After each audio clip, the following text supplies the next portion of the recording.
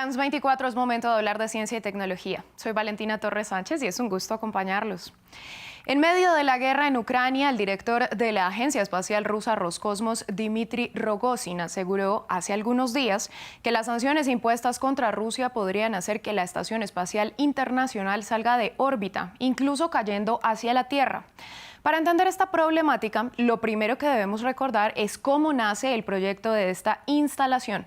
Conversamos con Omar El-Ascar, ingeniero aeroespacial, y esto fue lo que nos dijo. Nace del fin de la Guerra Fría, que los gobiernos políticamente se ponen de acuerdo y deciden colaborar en aspectos de investigación espacial. Y una de las áreas interesantes era poner estaciones tripuladas en órbitas.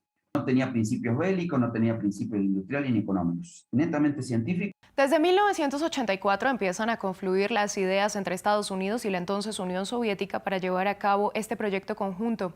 Con el pasar de los años, la iniciativa va creciendo por la necesidad de inversiones mayores y se incluyen otras naciones. Esto nos dijo Raúl Joya, ingeniero mecánico con especialización en astronomía. Solamente hasta la presidencia de Clinton es que definitivamente se le dice a la NASA, bueno, ustedes presentan un proyecto más viable o no, y es así que sale la Estación Espacial Internacional buscando socios como los europeos, los canadienses y los japoneses, y con ese aporte de dinero que realmente realizan estas otras naciones y regiones del mundo, pues logran que tengamos la posibilidad de tener una cooperación internacional para hacer investigación. Básicamente esto era más allá de los problemas políticos, sino simplemente hacer investigación. Por eso ahora entonces podemos contar que desde el año 94 empieza a desarrollarse ya como una estación bautizada internacionalmente porque hay colaboración de varios países en la parte técnica y en construcción de módulos. La estación no fue enviada fuera de la Tierra completa, como se conoce hoy en día. De hecho, por eso se trata de una instalación modular. En principio, tanto Rusia como Estados Unidos tenían sus propios proyectos de construir estaciones en el espacio, así que se aprovechó parte de lo que se había logrado hasta el momento en cada nación. El primer módulo fue un módulo ruso, que era de tecnología de los años 90, porque ellos tenían intención de hacer su propia estación, y se aprovechó todo ese desarrollo para colocar en órbita un módulo que implica y lleva todos los sistemas de soporte para mantenerse en vuelo, paneles solares, propulsantes, combustibles y sistemas de navegación. Entonces, ese módulo tiene capacidad de orbitar la Tierra y generar todos los sistemas y elementos que pueden hacer que un objeto construido por el hombre se pueda mantener. Y a la vez Estados Unidos creó un módulo menor que sirve para que, adosado a ese módulo, se puedan acoplar distintas naves. Una vez que estuvo eso en órbita, todavía estaba deshabitado, no había astronautas, podían enviarse naves. 2 años después de que estuvo en órbita, se manda otra nave espacial rusa, que ya es una estación espacial.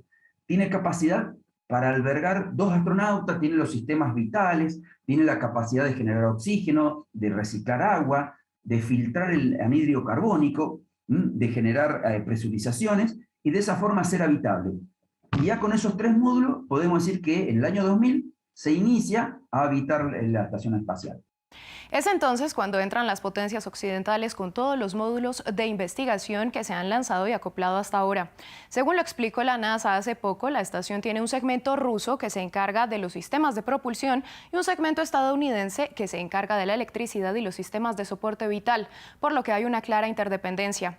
La instalación está en la órbita baja, pesa unas 500 toneladas, le da una vuelta a la Tierra cada 90 minutos y requiere una propulsión determinada para mantenerse a unos 400 kilómetros de altura.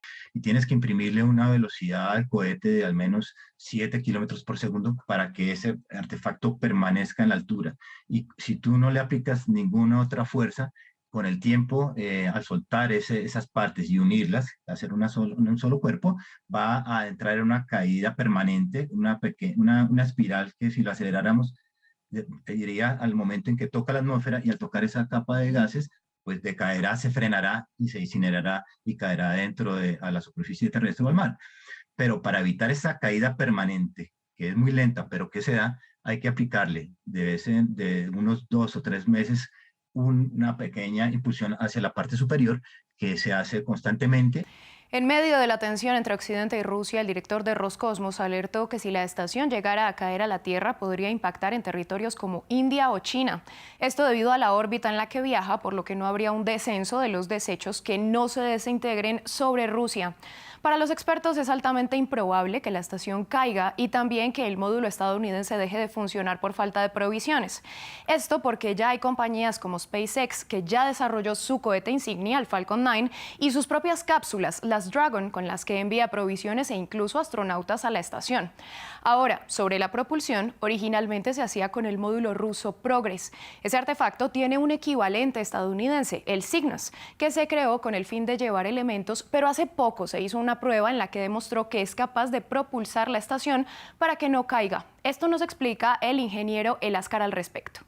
Van a tener que trabajar un poco más para ponerla a punto y a la vez van a tener que reemplazar los motores del cohete que lo lleva al espacio, que en este momento son rusos. Y eso lleva un tiempo. Y eso lo está haciendo la Boeing, ¿no es cierto? O sea, es cuestión de tiempo. Los recursos los tienen, lo que pasa es que no es instantáneo. Pero sí se puede, perfectamente Estados Unidos puede mantener en corto plazo, digamos en 3-6 meses, tener todo su sistema logístico para mantenerlo en el espacio. Sin embargo, los ingenieros explican que en caso de que la estación cayera, es prácticamente un hecho que se controlará el lugar donde impactarían los desechos que no se desintegren en la atmósfera y se buscaría que el efecto sea mínimo.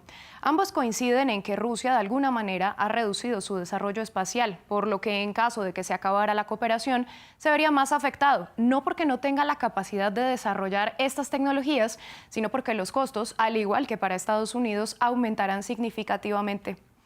Así llegamos al final de este espacio. A ustedes gracias por su sintonía. Continúen con nosotros en France 24 y France24.com.